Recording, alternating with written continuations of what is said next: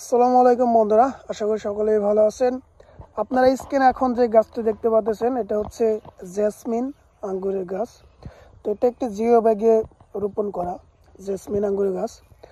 তো এটা আসলে শেপ দেওয়ার জন্য আমি এরকম করছি আর কি। এটা একটা শেপ দিয়েছি, রাউন্ড শেপের মধ্যে আসলে অল্প জায়গায় বেশি ফলন নেওয়া যায়, যারা ছাদ বাগানে আর কি গাছ লাগান তাদের জন্য।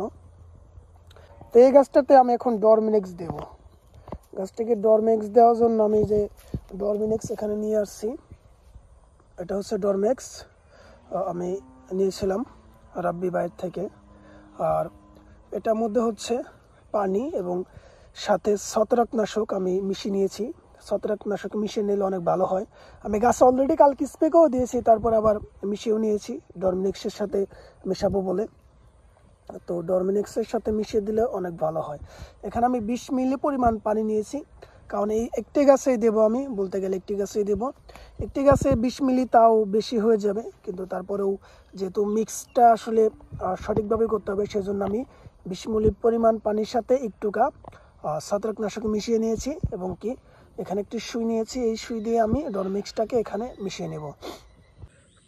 তো আমি 1 মিলি পরিমাণ সুইয়ের মধ্যে তুলে নিয়েছি ডরমিনেক্স। এখন আমি কি করব, এখন আমি সরাসরি এই ডরমিনেক্সটাকে এখানে ছত্রাকনাশকে মিক্স করে দিব। তো এটাকে দিয়ে দিলাম। এখন আমি মিক্স করে সরাসরি বাড়ি এটাকে দিয়ে দিব। তো আমি যেহেতু মিক্স করে নিয়ে আপনাদেরকে দেখাচ্ছি, ডরমিনেক্সটা মিক্স করে নিয়েছি। আমার ডরমিনেক্সটা মিক্স করে নেওয়া শেষ। এখন আমি কি করব, এটাকে সরাসরি বাড়িয়ে দিয়ে দিব। বাড়ি দেওয়ার জন্য এই একটা আমি বানিয়ে নিয়েছি, এটাকে শুধু চুবিয়ে নিয়ে আমি এখানে যে বাড়িয়ে হালকা করে দিয়ে দিব। হালকা করে এই বাটটাকে পুষে দেব, এর কিছুই নয়, জাস্ট আমি এই বাটগুলোকে হালকা করে পুষে দেব। এভাবে পুষে দিলেই আমার কাজটা হয়ে যাবে। শুধু এভাবে পুষে দিলেই হবে।